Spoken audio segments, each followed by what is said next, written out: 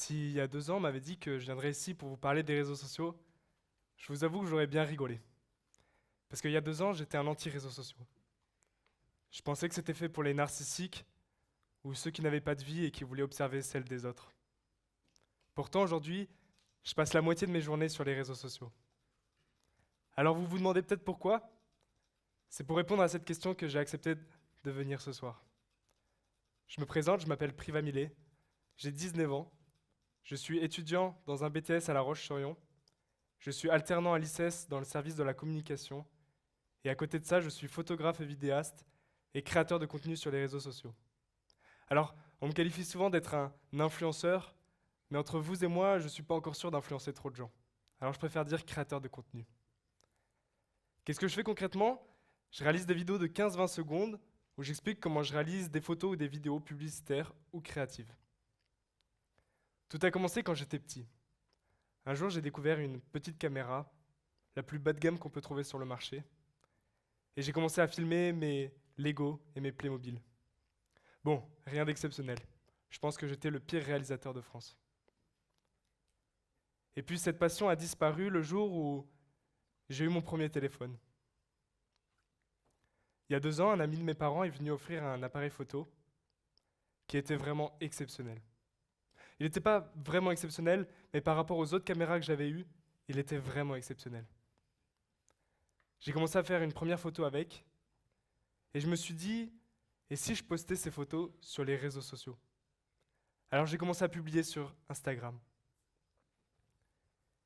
J'ai vu que ça plaisait aux gens, alors je me suis dit que j'allais continuer. 2 mois après, j'ai un ami qui m'a envoyé un message en me disant qu'il y avait l'application TikTok qui commençait à être connue, et m'a dit, tu devrais poster sur TikTok, expliquer comment tu réalises tes photos. Alors c'est ce que j'ai fait. Et en moins d'un mois, j'ai obtenu les 10 000 abonnés. Et cette communauté n'a cessé d'augmenter jusqu'à aujourd'hui. Alors, j'ai beaucoup travaillé. J'ai travaillé des heures et des heures pour comprendre comment fonctionnait mon appareil photo. J'ai travaillé des heures et des heures pour comprendre comment fonctionnaient les logiciels de retouche et de montage. J'ai travaillé des heures et des heures pour comprendre comment fonctionnaient les réseaux sociaux et les algorithmes. J'ai travaillé des mois et des mois.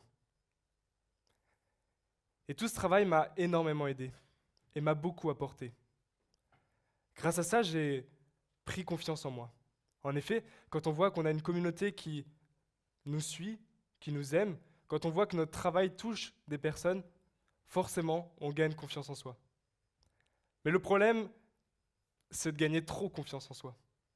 Et je pense que c'est le plus dur dans ce milieu, c'est d'essayer de rester humble. Ça m'a également appris à persévérer.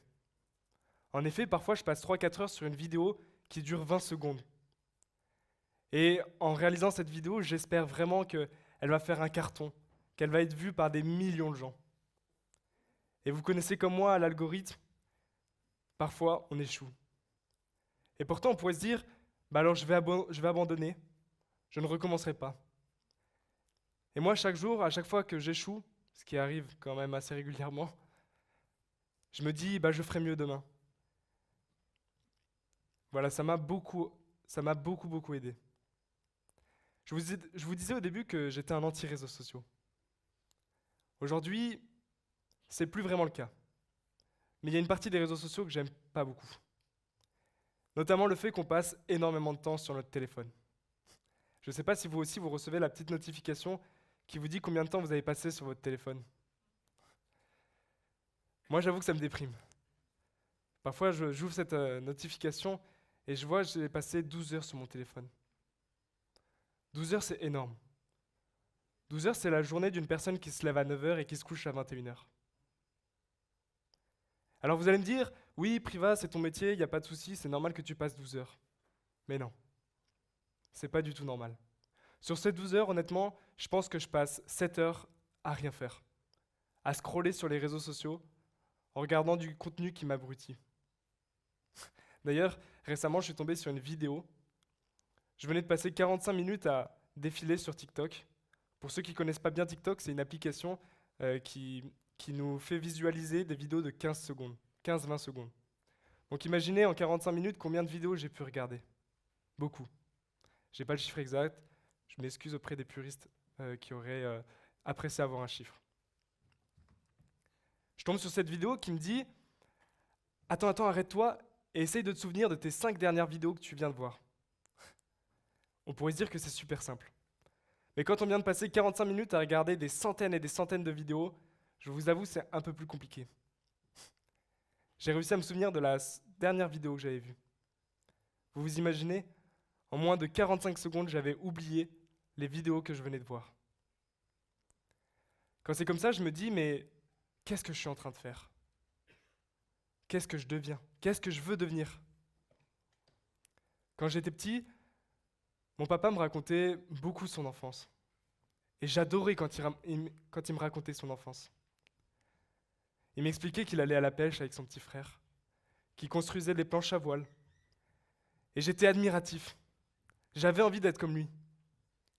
Et c'est assez marrant parce que quand il me racontait ça, je me demandais toujours, et moi plus tard, qu'est-ce que je veux raconter à mes enfants? Qu'est-ce que je veux leur dire? Quelle image ils auront de moi? Est-ce qu'aujourd'hui j'ai vraiment envie de leur dire que je passe 7 heures sur mon téléphone à rien faire? Est-ce que j'ai pas envie qu'ils aient une meilleure image que moi, de moi? En écrivant ce Vendée Talks, je me suis beaucoup questionné. D'ailleurs, c'est assez marrant parce que depuis que j'écris ce Vendée Talks, mon temps d'écran a été divisé par 2. Bon, c'est aussi parce que j'ai accepté de plus en plus de projets. Mais c'est aussi parce que je me suis dit qu'il fallait que je me limite, que j'étais trop addict à ces réseaux sociaux. Et aujourd'hui, pour éviter cette addiction, j'accepte des projets qui me permettent de me détacher de mon téléphone. Voilà, j'ai envie d'être l'acteur de ma vie. J'ai envie d'être l'acteur de ma vie et de ne pas la subir.